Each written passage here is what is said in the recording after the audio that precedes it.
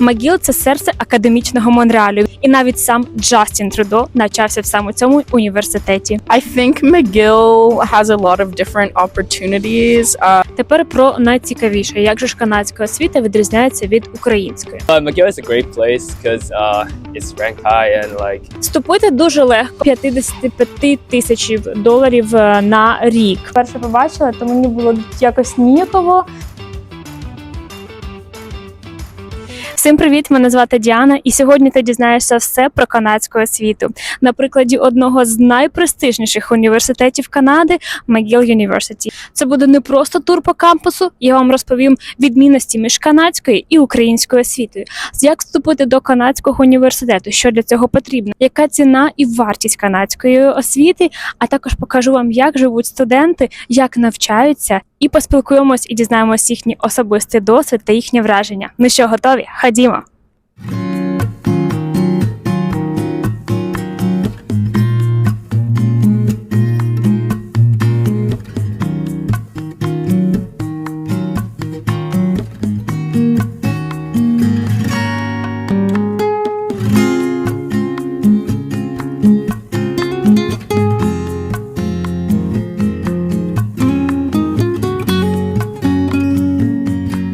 McGill – це серце академічного Монреалю. Він був заснований в 1821 році Джеймсом McGillом.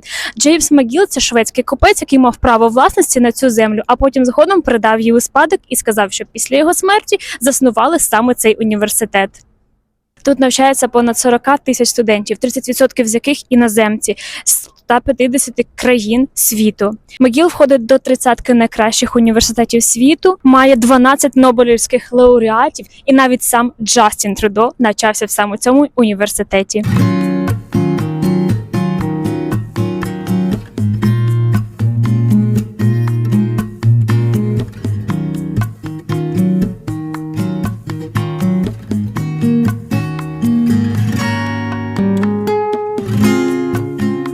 Так як я випускниця Київського політехнічного університету, то мій університет мені нагадував дуже сильно Хогвартс. І як тільки я відразу побачила McGill, взагалі його масштаби, цей кампус, кількість студентів мені також нагадало це свій університет.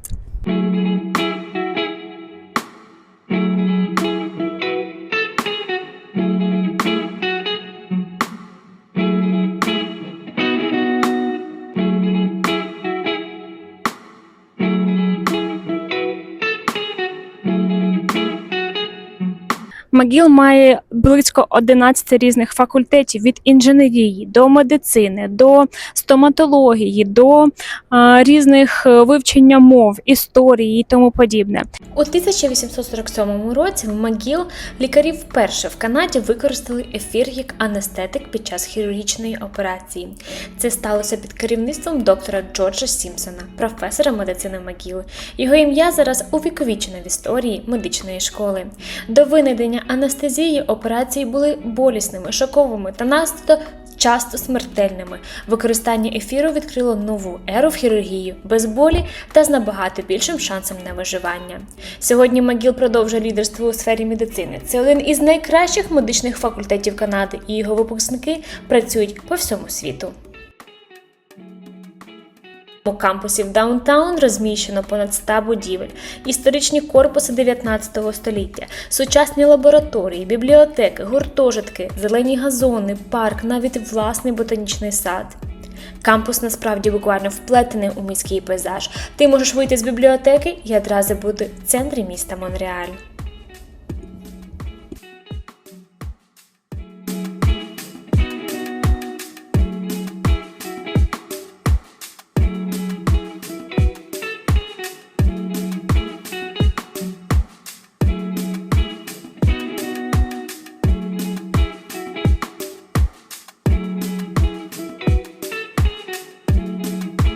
А зараз пропоную дізнатися враження самих студентів цього неймовірного McGill University. Hi. Hi, What's your name? Noah. My name is Diana. Nice to meet you. Nice to meet you too. So you're a McGill student? Yep. And what do you study here? I study geography and environment. Wow. Yeah. What do you like about McGill? I think McGill has a lot of different opportunities. You definitely have to look for them, but there's a lot of different types of like organizations you can be a part of. There's a lot of different academic opportunities. There's a lot of like research opportunities. Like I think there's just a lot going on here, and because it's also such a like big university, which can be intimidating, but it is also Exactly. good in a lot of ways. Yeah. And how many classes you take? Usually 4 or 5. This past semester I took 4. Is it heavy for you? 5 is hard. 4 is not so bad. So you can take 4 or 5 And as you a do them full-time student. full-time? Yeah, full-time. Okay, perfect. Thank you so much. Yeah, of course. Thank you.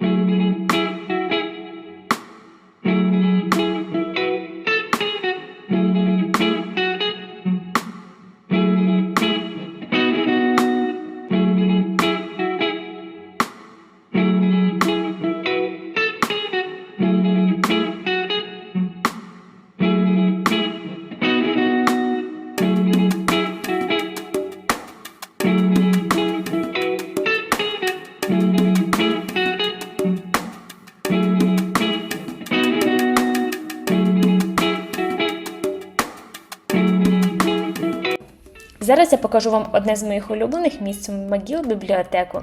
Це головна бібліотека кампусу, і чесно, тут можна провести півжиття, але в хорошому сенсі. Ось центральний вхід, зазвичай тут досить людно, студенти приходять з каву, розмовляють, зустрічаються, але всередині вже зовсім інша атмосфера. Тиша, зосередженість і повне занурення в навчання. Усередині бібліотека поділена на зони. Є загальні зали з довгими столами, де можна вчитися разом, а є тихі секції. Там повна тиша, навіть дихати боїшся голосно. І це класно, якщо хочеш справді зосередитися. На першому поверсі комп'ютери, принтери, зони для швидкої роботи. Тут можна навіть взяти ноутбук, наприклад, якщо свій забув або розрядився.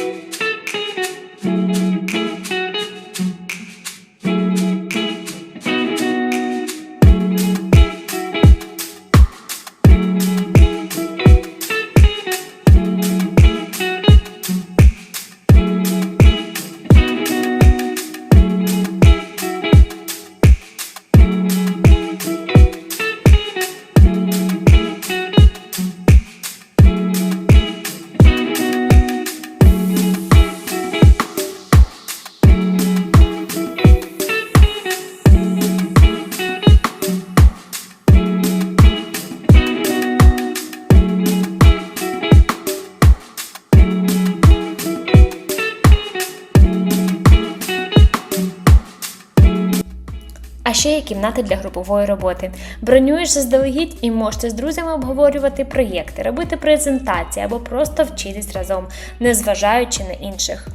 Деякі студенти тут майже живуть, беруть їжу з собою, перекушують між лекціями, хтось читає художню літературу, хтось готується до іспитів. Це місце справді має свою атмосферу. І ще одна цікава деталь – на верхньому поверсі відкривається чудовий вигляд на місто. Особливо ввечері, коли починає світитись Монреаль. Це окрема магія. McGill дуже пишається своїми бібліотеками. Тут не просто книжки, а справжній простір для навчання, відкриттів і навіть натхнення. Якщо вчитись, то тільки тут.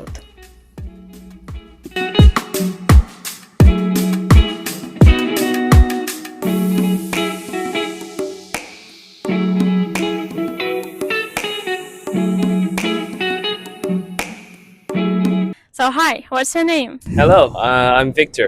Victor, nice to meet Yeah, you. My nice to name meet is you too. Diana. Yeah. So you're a McGill student? Yeah. And what do you study here? I'm studying statistics here at Department of Mathematics and Statistics. And where are you from originally? From China. Yeah. Wow, so it was a long way to come here to Canada? Yeah, a little. I came from Boston though, but Oh, yeah, it's still international though. Yeah. okay. So and why did you choose McGill here? To be like facts, I got rejected by all the U.S. schools, so I came here.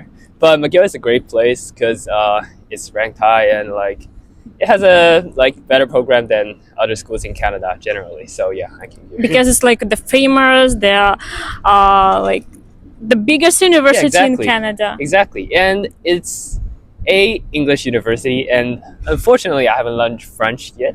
And yeah, that's one of the reasons why I came here. And what's your plans for the future? I'll just complete my degree in statistics, and I don't have far goals like down the road, but I want to find something like internship down the road, like in the summer or in the fall term. For sure. Yeah. For sure. And do you have any friends here at McGill? Yeah, I do. Like, although the start of summer sounds a little vacant for me because all the good friends from my dorm, they just went back to their homes. And I was like figuring out how to make new friends here. Yeah, I'm doing some clubs like the Kendo clubs, which is about sports and swords. Perfect. Cool stuff. Amazing. And Yeah. everything is included? Like, is it free for students or Free for students? like, do you need to pay extra for some activities? It's generally not that expensive for extra activities. Tuition is high for international though, but it's common in all the colleges, so nothing to complain about that. Perfect. I wish you good luck in your future and thank you for this. Thank you very much. Thank Thank you for you. the interview. Тепер про найцікавіше. Як же ж канадська освіта відрізняється від української? По-перше, тут також є бакалаврат і магістратура, і навіть докторантура. По тривалістю навчання це приблизно 3-4 роки бакалаврату, 1,5-2 роки магістратури і трішечки більше докторантури або вже аспірантури. Наприклад, якщо ви хочете вивчатися на фахівця медицини, наприклад, на хірурга, ви маєте, по-перше, закінчити бакалаврат з факультету медицини, а потім вже в докторантурі піти вже і обрати саме професію або прямий напрямок навчання на хірурга. Перед цим ще ви маєте закінчити декілька сертифікатів підтвердження вашого статусу фахівця медицини, лікаря, і також закінчити ще декілька додаткових курсів, наприклад, філософії, психології. І один повний курс – це 3 кредити. Щоб отримати ступінь бакалаврата, необхідно набрати 90-120 повних кредитів, і на семестр на один зазвичай беруть 5 курсів. І ви маєте уявити, наскільки це важко, тому що навчання відрізняється повністю за своєю якістю освіти, тобто тут не можна плагіатити, тут не можна використовувати інформацію з Вікіпедії, з Гугла. За плагіат дуже сурово наказують, це як порушення, навіть можуть вигнати з університету. Навчальний рік поділений, в принципі, так само, як і в Україні, на 2 семестри. Це осіння сесія і зимня сесія. Літом вони мають канікули, як і звичайні студенти в усіх країнах, це приблизно липень-серпень. І також ще в них є midterms, типу як екзамени на половині семестру, і семестрові, так можна сказати. І є ще final terms exams, це вже остаточні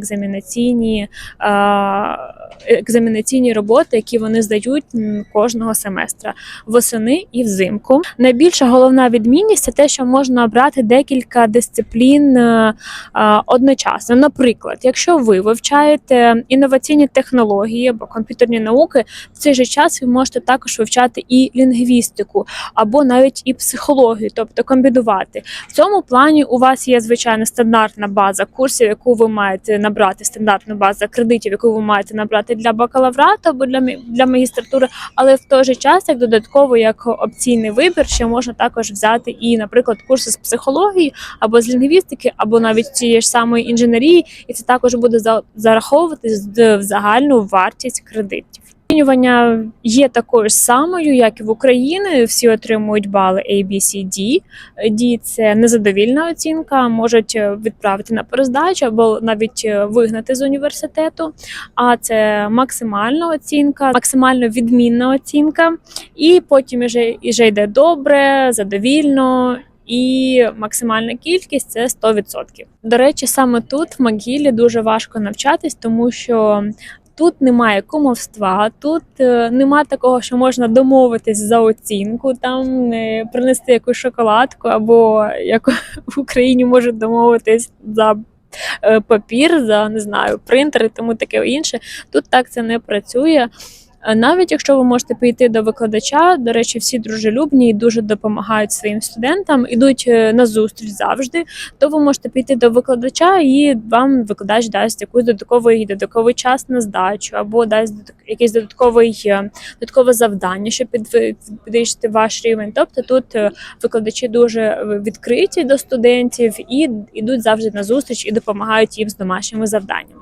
Також яка відмінність є, то на кожному курсі є така позиція, крім ще викладача, є ще позиція teaching assistant. Це людина, студент, яка допомагає викладачу саме перевіряти, спілкуватися зі студентами, допомагати їм в домашніх завданнях, допомагає оцінювати їхні роботи. Це оплачувана робота як парт-тайм. І студент з будь-якого факультету іншого може прийти, звичайно, він має знати спеціалізовану тематику цього курсу, може прийти і працювати собі парт-тайм. Яка ж форма навчання? Також бувають лекції, обов'язково практичні, бувають курсові, бувають різні проекти. Все відрізняється тим, що в основному тут робота в групах. Ви не будете працювати один на курсі, ви будете працювати в групі з кимось, це або пара, або 3 чоловіка, або 3-4 чоловіка. І в цьому є плюси, переваги, тому що ви від початку, з самого початку вже намагаєтесь комунікувати з людьми, працювати в суспільстві і знаходити спільну мову, що є дуже особливим. В оцінювання також входить робота в групах, якісь позакурсові проекти, якась класна активність. Ніколи не враховується ваше оцінювання, відсутність на уроках, відсутність на курсах, тому що сама відсутність не є як таковою оцінкою ваших знань. Це більш про відповідальність. Якщо чесно, коли я тільки дізналася, що студенти мають право обирати самі свій курс і свій напрям, то мене це дуже здивувало, тому що в моєму університеті, в КПІ, ми мали чітку структуру, з якою ми навчалися кожного семестру, і відхилення, це треба було або додатково погоджувати з викладачами, з кафедрою або ще щось. Але тут, що є плюсом і великою перевагою, це те, що студенти можуть самостійно обирати собі додаткові напрями. Звичайно, якщо у них є на це час, є на це бажання, вони можуть собі додатково створювати деякі інші проекти і працювати на них. Як я вже сказала, це також зараховується в акредитацію їхнього рівня. Що дуже класно і суперновітнє, це те, що вам не потрібно носити залікову з собою. Як такових книжок оцінювання тут немає. Всі завдання, всі домашні, всі курсові ви виконуєте на спеціалізованій онлайн-платформі, яка створена для всього університету, My Courses називається, там, де ви ведете облік всіх своїх робіт, скільки ви здали, і все оцінювання виконується саме на онлайн-платформі, до якої має доступ тільки студент і викладач.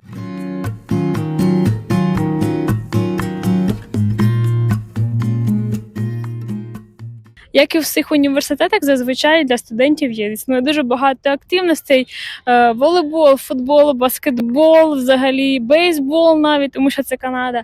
І як ви зараз бачите, навіть після всіх курсів, після закінчення, дуже багато студентів, які грають і створюють свої університетські команди, потім грають і таким чином підтримують свою фізичну підготовку, спілкуються, мають друзів і проводять свій вільний час.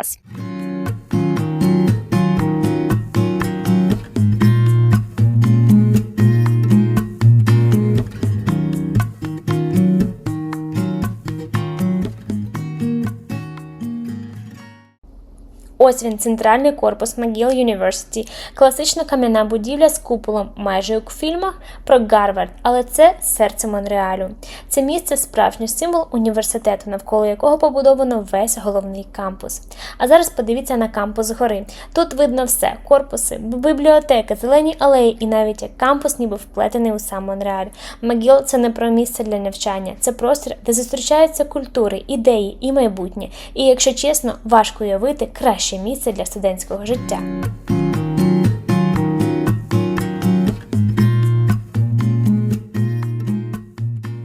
Отже, найголовніше питання – як вступити в McGill і взагалі яка вартість навчання? Вступити дуже легко, для цього вам треба мати атестат з високими оцінками, обов'язково здати IELTS або TOEFL екзамен з англійської мови, написати мотиваційний і рекомендаційний лист і Welcome to Canada, Welcome to Canadian Education, а особливо до МcGill. Яка ж сама вартість навчання? Для бакалаврату залежить знову ж таки від спеціальності. Медицина і інноваційні технології будуть найбільшими за вартістю навчання. Стартує від $18 тисяч на семестр до $55 тисяч на рік. Це для бакалаврату. Для магістратури вартість навчання складає від $10 тисяч на рік до $30 тисяч на рік.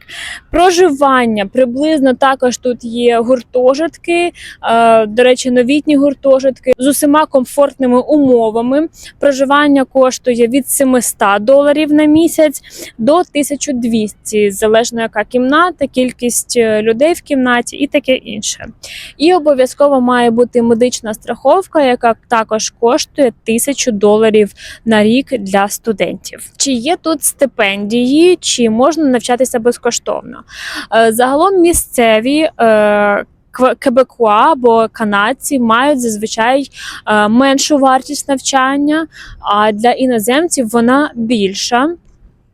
Чи мають якісь стипендії? Так, звичайно, мають за успішність, мають стипендії scholarship, internship. На цьому моменті у мене вимкнувся мікрофон, тому далі буду записувати голосове. Scholarship – це фінансова допомога, яку студент отримує за успіхи в навчанні, спортивні досягнення або інші заслуги. Її не потрібно повертати, вона може покривати частину або всю плату за навчання, проживання, витрати на підручники тощо. Internship – це стажування. Це тимчасова робота або практика, зазвичай для студентів або випускників, щоб набути досвіду у професії, спробувати роботу в реальних умовах, створити зв'язки, нетворкінг для кар'єри. Стажування може бути оплачуваним або безоплатним, частиною навчальної програми або за власною ініціативою. Також зазвичай українці також мають згоду навчатися в МcGill. Є декілька безкоштовних освітніх програм для українців, для емігрантів. Можна подаватися, отримувати знижку на навчання або навіть і навчатися безкоштовно, залежно від деяких умов. Дивіться, кого я спіймала прям посеред кампусу. Боже, цей кролик живе прямо на подвір'ї. Клас. Ось так. Який гарненький. І ніхто йому не заважає. Дивиться прямо на мене.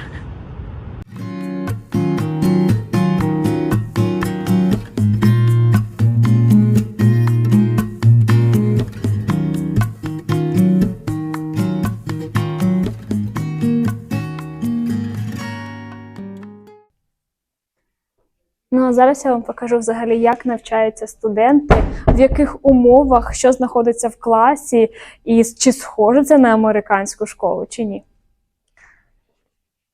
Отже, такий є клас, приблизно на 30-40 учнів, є індивідуальні столики, є які парні, якщо працювати в групі. Ось так це працює, цей столик віддвигається, і ви сідаєте, не знаю, як на мене, це не, типу зручно, але не дуже, тому що комп'ютер знаходиться в дуже такому близькому доступі до очей. Ставиться комп'ютер сюди, і отак ви сидите такий один, нікому не заважаєте, і вам ніхто не заважає. Або можете сидіти на звичайних партах. Також у нас є, називаються вони whiteboards, типу, тут не пишуть мілками, як у нас там пишуть маркерами всі. І whiteboard, тому що на whiteboard можна транслювати всі презентації взагалі, все, що там треба, все можна транслювати, і це буде дуже класно видно. І також є whiteboard з іншої сторони і прожектор. Так це виглядає. для мене це не дуже схоже на аудиторію. Не знаю, якось коли я перше побачила, то мені було якось ніяково, тому що я думала, це як, знаєте, як великі лекторні аудиторії у нас, наприклад, в університетах. Тут є також такі аудиторії на 100 людей, на більше, ніж 100 людей. І вони знаходяться в більш старих будівлях. Це більш нова будівля. І зазвичай аудиторія на 30-40 чоловік, на 30-40 студентів виглядає ось так.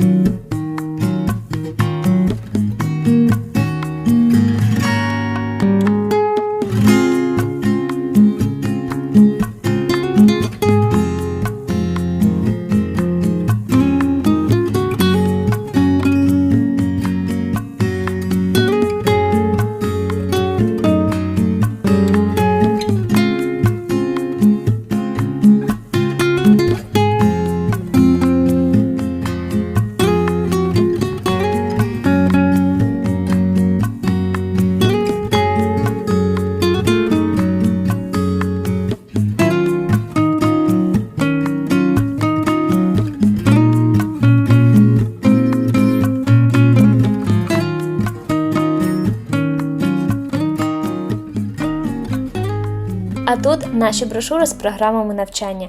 Вони допомагають краще зорієнтуватись, які є спеціальності, які курси можна брати і як взагалі все влаштовано. Ці буклети – справжній гайд для новачків. Усе чітко, зрозуміло і красиво оформлено. Навіть коли тільки починаєш розбиратись, вони реально рятують. Я пам'ятаю, коли вперше їх відкрила, було відчуття, що я обираю своє майбутнє. Це дуже зрозуміло, доступно, особливо для новачків і вже для тих, хто вже в процесі вивчення.